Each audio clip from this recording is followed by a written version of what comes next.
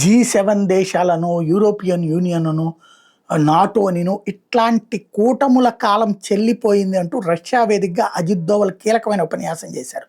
నరేంద్ర మోడీ నాయకత్వంలో భారత్ విశ్వస్త గురువు స్థాయికి ఎదుగుతున్న సమయంలో జాతీయ సెక్యూరిటీ సలహాదారు అజిత్ దోవల్ మాస్కోలో చేసిన వ్యాఖ్యలు ఇప్పుడు ప్రపంచం అంతా వింది.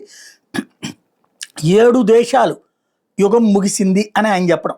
America, Canada, Britain, France, Germany, Italy, Japan వీటిని G7 దేశాలని. గతంలో ఈ దేశాలు ప్రపంచ ఆర్థికం, రాజకీయాలు, సైనిక వ్యవహారాలు తమ చేతుల్లో ఉంచుకుని మిగతా దేశాలను పక్కన పెట్టాయి. కాబట్టి ఇప్పుడు అజిత్ దోవల్ క్లియర్గా చెప్పుకొచ్చింది ఏంటంటే, భారత్ వేగంగా అభివృద్ధి చెందుతోంది, గ్లోబల్ సౌత్ దేశాలకు నాయకత్వం వహిస్తోంది.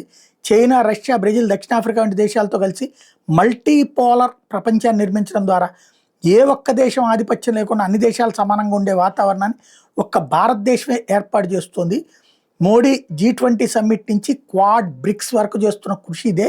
కాంగ్రెస్ హయాంలో భారత్ ప్రపంచ వేదిక మీద బలహీనంగా కనిపించేది, కానీ ఇప్పుడు మన దేశం వాయిస్ ఆఫ్ గ్లోబల్ సౌత్గా పనిచేస్తుందని ఇప్పుడు నిపుణులు చెప్తున్నారు.